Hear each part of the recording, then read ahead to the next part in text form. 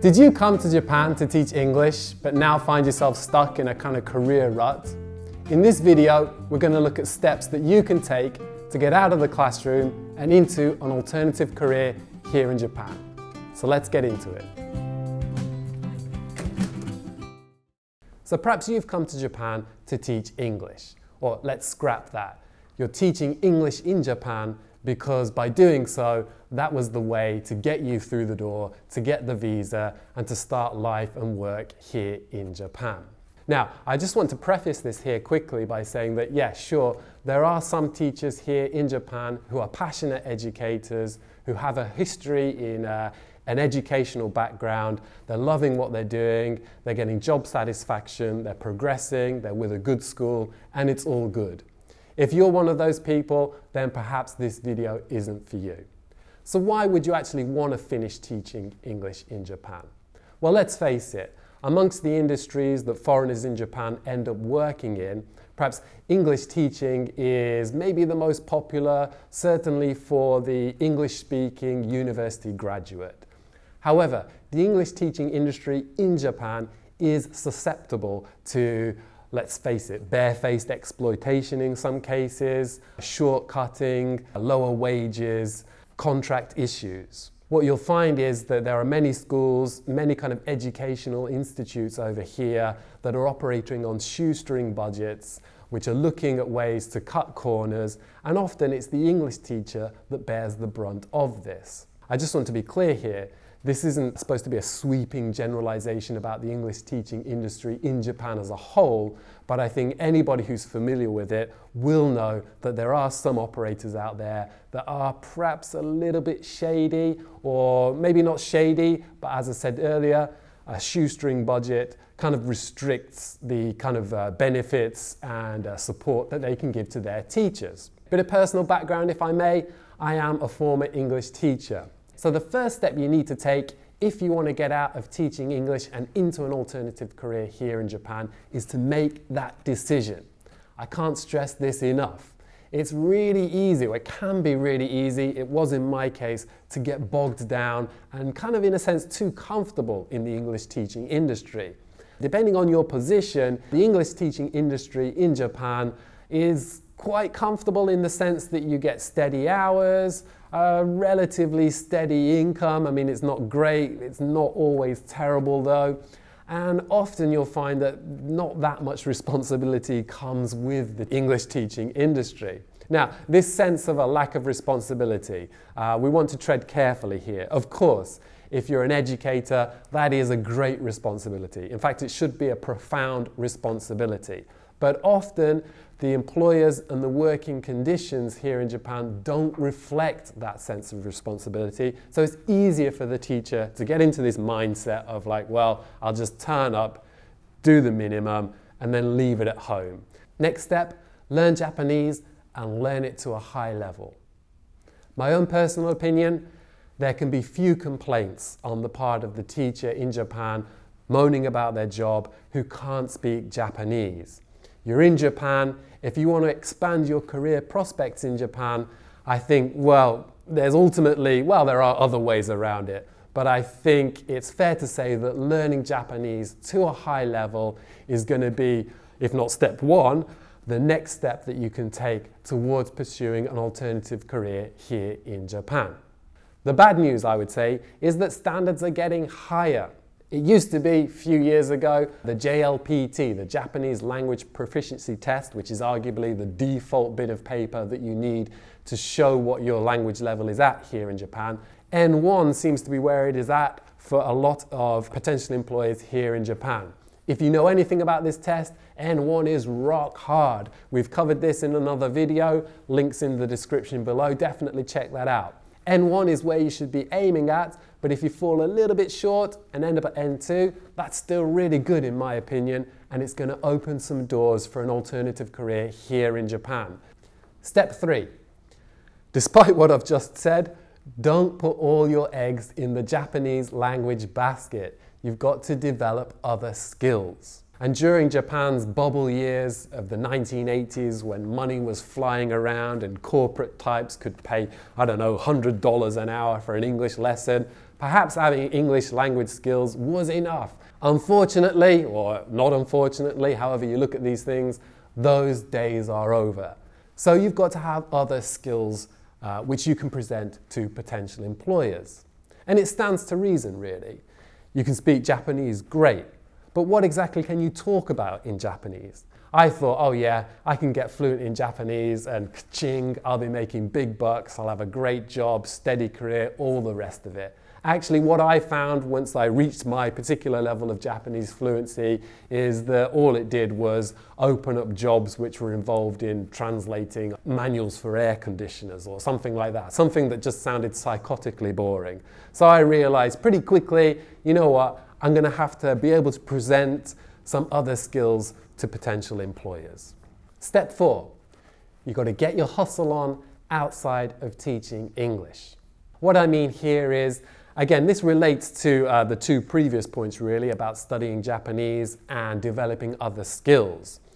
You've got to make the decision, as perhaps you already have done, making the decision to get out of teaching as your priority. You've then got to use that spare time that comes with teaching English to develop these skills, to study Japanese, to get your all-round hustle on. Now, in terms of developing skills, there's loads of opportunities, avenues through which you can pursue this in Japan. Obviously, we live in an online era, so there's no shortage of courses that you can take online. My pursuit of an alternative skill came through writing. So I would just start writing. I wrote a lot about travel, and I would write for free initially. I'd find blogs, I'd find websites that would take content. They wouldn't pay for it, but they would look at it, edit it, accept it, and publish it to build up a portfolio. I also took online writing courses which came with a sort of side serving of marketing and social media and this kind of thing. And I started developing skills through that. Eventually I started getting paid for my writing, and I started getting more gigs that were paying for my writing. And eventually I built that up, continued building up my portfolio, and found a gig that offered a steady kind of weekly, you know, we need X amount of articles per week, per month here in Japan. And I gradually sort of built up a relationship with a company through that. I pushed the company more and more and more. They expanded my opportunities beyond writing into marketing, again, more sort of social media, sales, that kind of thing, editing as well. And I continued pushing and pushing until they actually hired me full time. Now, another point which I think is important to address here, and this is looking at potential employers here in Japan.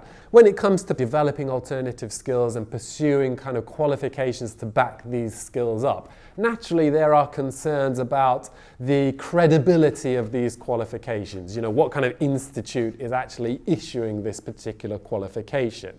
Now, when you're on the budget that is afforded to an English teacher here in Japan, you might not have the spare income to play about with, to kind of invest into developing skills through kind of high-ranking, highly reputable institutions. But it's not all bad news.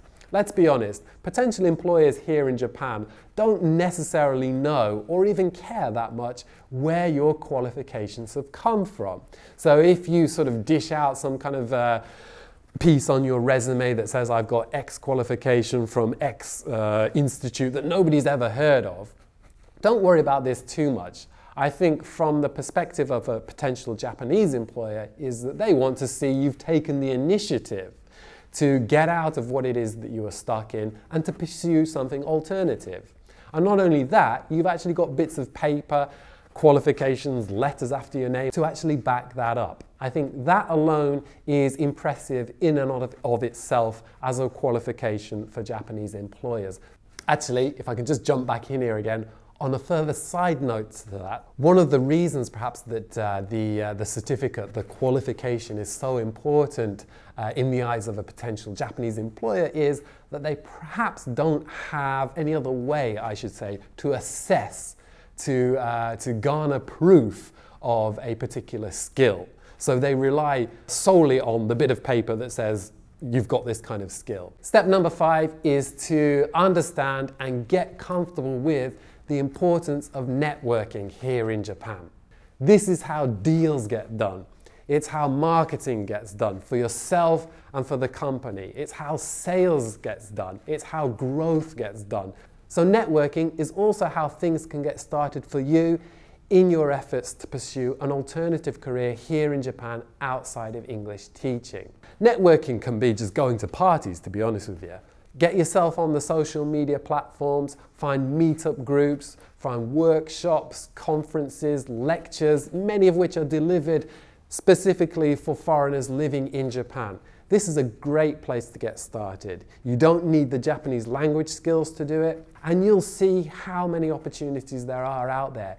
Now, when you actually sort of become fluent in Japanese, perhaps you're at that stage where you can sort of talk business in Japanese, then you'll see how doors really start to open for you at these kind of networking events.